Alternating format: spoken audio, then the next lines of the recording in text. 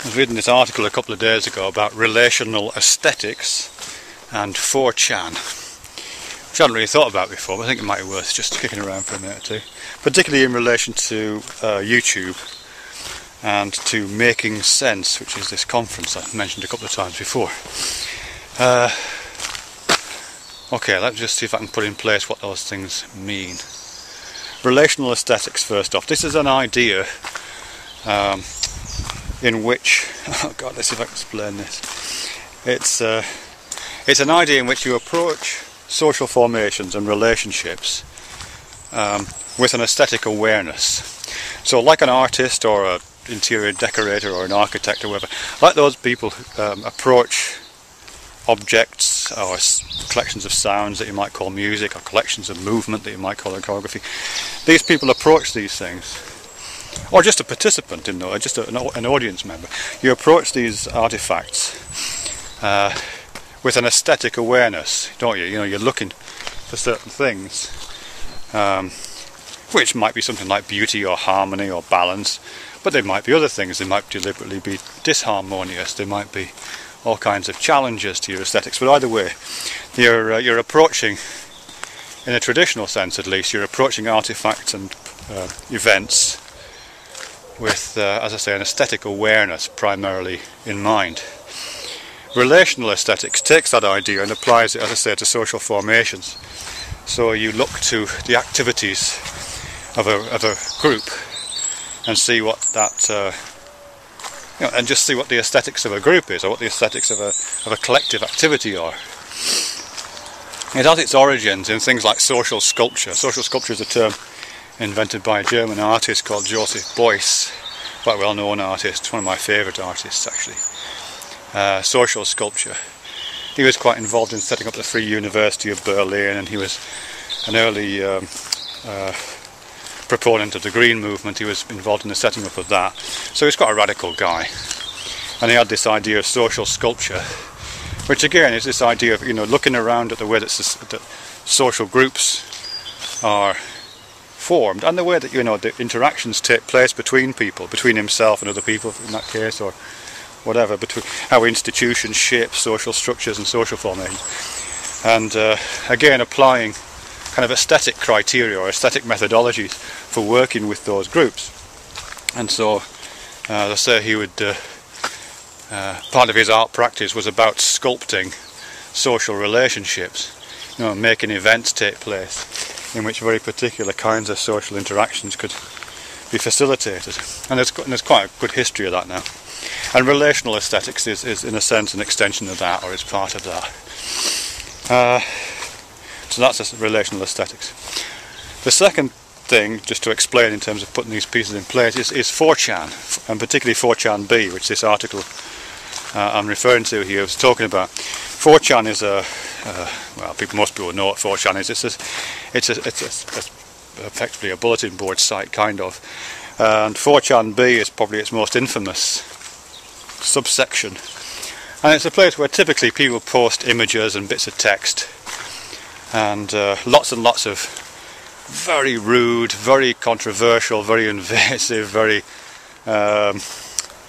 you name it really, you know, convention breaking practices go on in 4chan-B.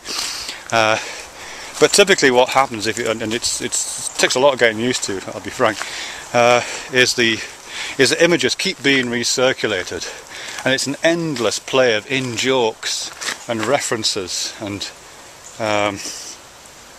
yeah, that kind of highly well, it's very rich, but it's also almost impenetrable from an outsider. You know, if you come at it, you'll just see lots of images and fragments of text, and the same image come back modelled in a slightly different way, you know, endlessly photoshopping the same images and so on. And lots of, as I say, lots of in-joke. Okay, so this article puts relational aesthetics and 4chan together and says what's the relationship between these two things. And one of the things it mentioned, which I think is really interesting and which is something that I think about a lot these days, is about how even though relational aesthetics and social sculpture before it was absolutely to do with you know, kind of working with a community or working with social formations, it's almost always instigated by, not just instigated by, but controlled by an individual.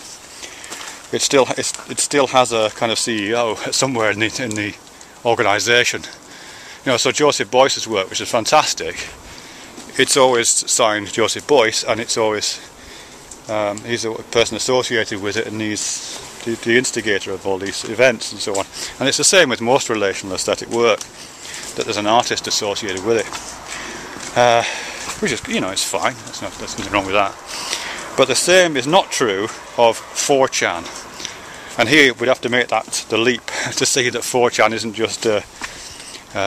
just crap, which most of it is, I think, to be frank, but isn't just crap. It's also a very complex system with lots of flow through and lots of traffic and lots of re-entry loops and lots of repurposing of material in a way that is totally depersonalized.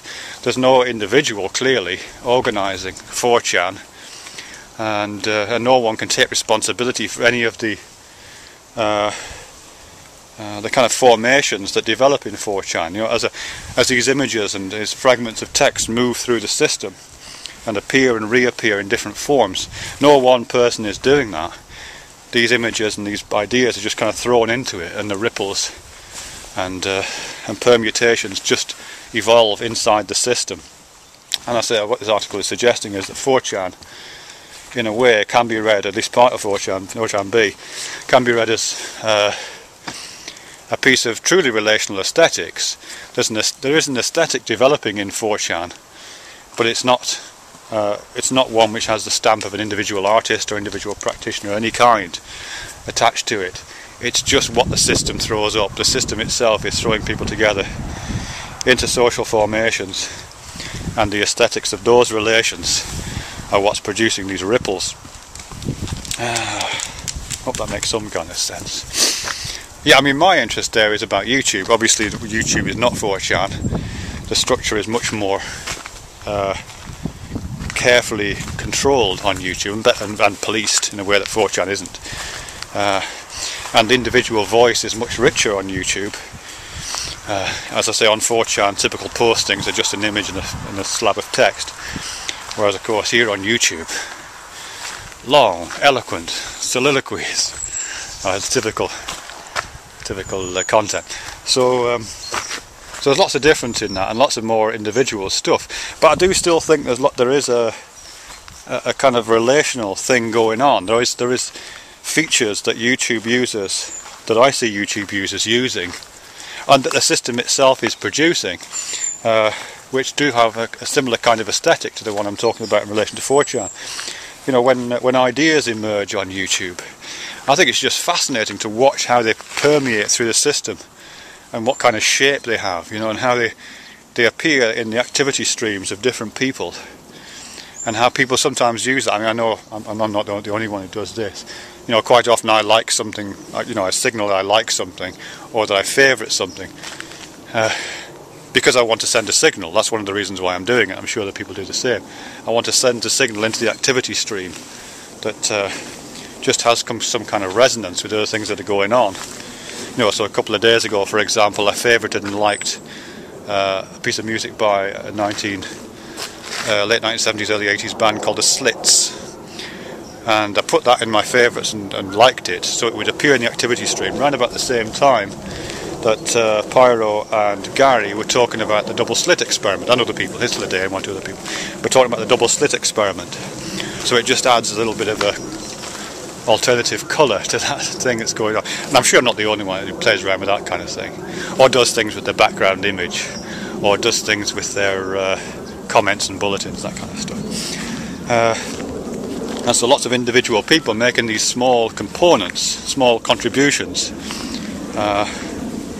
sometimes consciously in the way that I just described, but sometimes just because you just do hit the favourite button if you like it, or just do, as I say, give it a thumbs up because you like it, or make a video for some reason. And all this collective action is making these little shapes. You can kind of see I think you can see these little shapes emerge and move through the systems and out the system at the other end. In a way which kind of parallels 4chan B, but perhaps has its own characteristics. Isn't quite so iconoclastic Yeah, so that's that really. I'll have to think some more about that. Relational aesthetics. 4chan B. YouTube.